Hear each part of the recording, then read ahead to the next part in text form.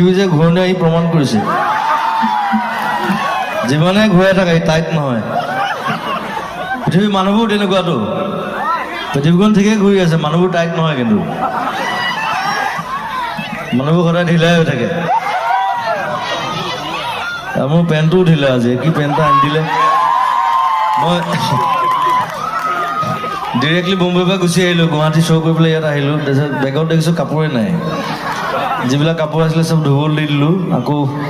সিদ্ধাৰ্থ মোৰ লগত থাকে ইনটাইম সি আকৌ কাপোৰ কিনি আনি দিছে আজি চব পিন্ধি আহিছোঁ খালি পেণ্টটো চুটি